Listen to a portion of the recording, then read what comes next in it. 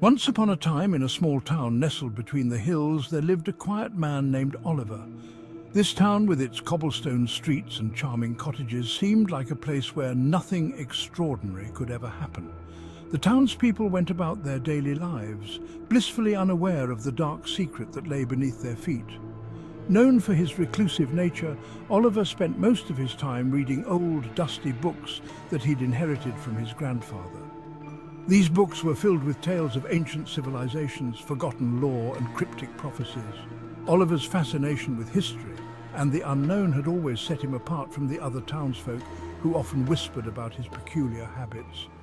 He had a reputation for uncovering strange and forgotten histories, but one day he stumbled upon something that would shock not only him but the entire town. As he turned the brittle pages of an old tome, his eyes widened in disbelief. The words before him hinted at a mystery that had been buried for centuries. It began when Oliver found an ancient journal hidden behind a false wall in the attic of his family home. The attic was a treasure trove of relics from the past, filled with old trunks, faded photographs, and forgotten heirlooms. But it was the journal that caught Oliver's attention, its leather cover worn and its pages yellowed with age. The leather-bound book was filled with cryptic symbols and entries written in a strange language. Oliver, with his keen intellect and love for puzzles, was determined to decipher its contents. He spent countless nights poring over the journal, his candle flickering as he worked tirelessly to unlock its secrets. After weeks of painstaking research, Oliver finally decoded the first few pages, and what he uncovered sent shivers down his spine. The journal spoke of events that defied logic and reason, events that had been deliberately erased from the town's history. The journal belonged to one of the town's founders, a man named Elias Brandt, and it detailed an extraordinary secret. The town was built on a site where, centuries earlier, a rare meteor had fallen. This revelation was both astonishing and terrifying, for it suggested that the town's very existence was tied to something otherworldly. This meteorite wasn't just an ordinary space rock. It was described as a celestial object of immense power, capable of altering the very fabric of reality. The journal's entries were filled with awe and fear as Brandt recounted the meteor's arrival and the strange phenomena that followed. According to Brandt's writings, it had extraordinary properties. It could alter the fabric of reality itself. The meteor's energy was unlike anything known to man, and those who came into contact with it were forever changed. Some gained abilities that defied explanation, while others were driven to madness. Brandt's journal described how the meteor had been kept hidden, its powers used in secret by a select group of townspeople to influence events. Crops would flourish in drought, illnesses would mysteriously disappear, and those in power would stay in power longer than they should. The meteor's influence was subtle, yet profound, shaping the town's destiny in ways that no one could have imagined. But it came at a price. Over the years, strange accidents had befallen those who tampered with the meteor's power, and eventually, the founding families decided to hide it away, sealing it beneath the town, vowing never to speak of it again. The journal recounted tales of misfortune and tragedy, of lives lost and families torn apart by the meteor's dark influence. The decision to hide the meteor was not made lightly. The founding families, burdened by the weight of their secret, performed a solemn ritual to seal the meteor's power. They believed that by burying it deep underground, they could protect future generations from its dangerous allure. As Oliver continued reading, he learned of an even darker truth. The journal revealed that the meteor's influence had not been entirely contained. Its energy seeped through the earth, affecting the town in ways that were both subtle and insidious. The journal described how the meteor's influence had led to the unexplained disappearances of many townspeople over the years. These disappearances were often dismissed as accidents or misadventures, but Brandt's writings suggested a more sinister cause. Whenever its energy was used, it required a life force to balance the disruption to reality.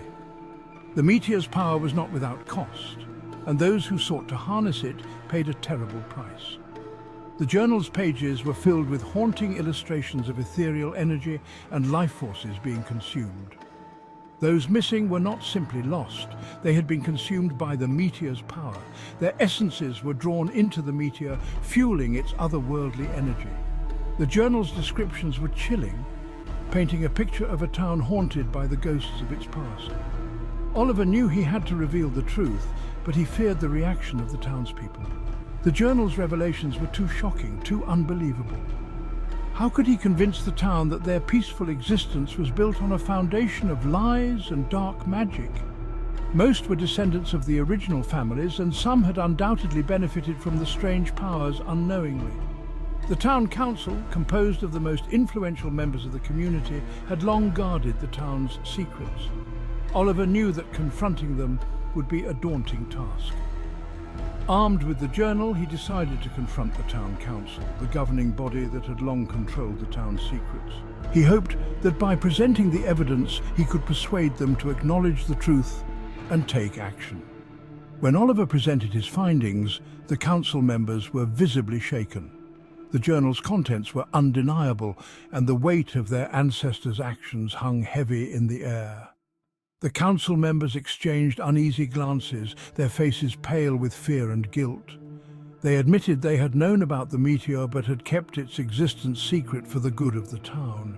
They believed that by controlling the meteor's power they could ensure the town's prosperity and protect its inhabitants from harm.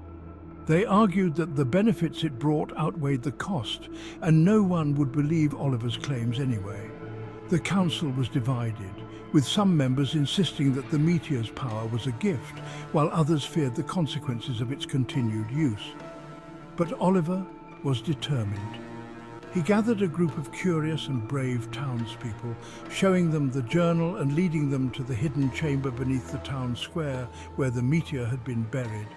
These individuals, driven by a desire for truth and justice, were willing to risk everything to uncover the town's dark secret.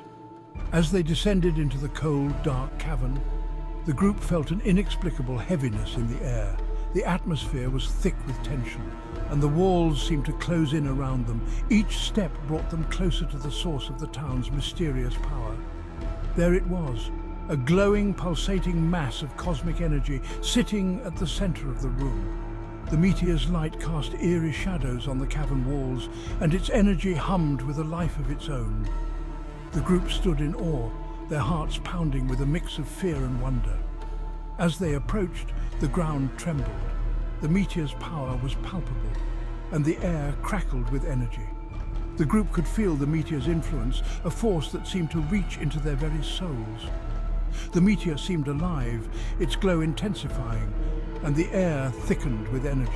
The group's breaths came in shallow gasps as they struggled to comprehend the magnitude of what they were witnessing. Suddenly the ground cracked, and a voice echoed from the depths of the chamber, a voice from beyond time. It was a voice that resonated with ancient wisdom and unfathomable power, a voice that seemed to speak directly to their hearts and minds. It told them that the meteor had been sent not by chance, but as a test of humanity's restraint and wisdom. The voice revealed that the meteor was a gift from a higher plane of existence, a tool to measure the moral and ethical fortitude of those who encountered it. The founders had failed, using its power selfishly. They had succumbed to the temptation of the meteor's energy, using it to further their own ambitions and desires. The voice spoke of the founders' hubris and the consequences of their actions. The townspeople who had vanished were not dead. They had been taken into another dimension, trapped between realities. The voice explained that these individuals were caught in a liminal space, a realm where time and space were distorted. The meteor warned that if its power continued to be misused, the town itself would be swallowed into the void. The voice's tone grew grave as it described the potential fate of the town, a fate that could only be averted by making the right choices. The group, terrified but resolute, decided then and there to end the cycle.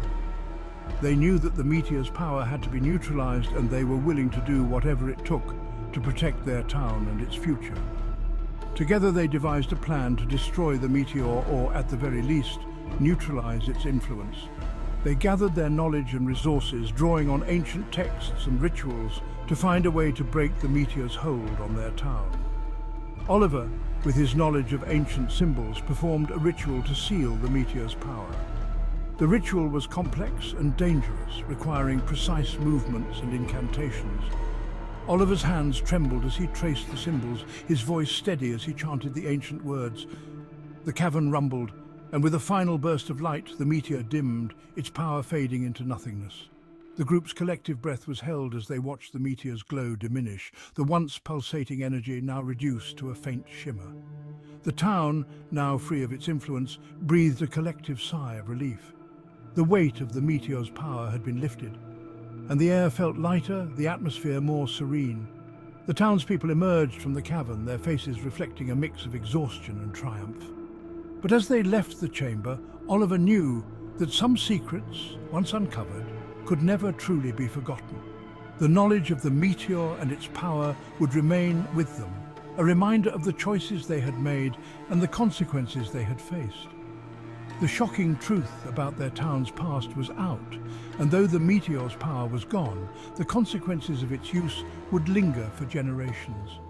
The town's history had been irrevocably altered, and the scars of the past would take time to heal. The town would never be the same again. The events of that fateful day had left an indelible mark on the community, a mark that would shape its future in ways both seen and unseen. The townspeople, now united by their shared experience, vowed to build a better, more honest future, free from the shadows of their past.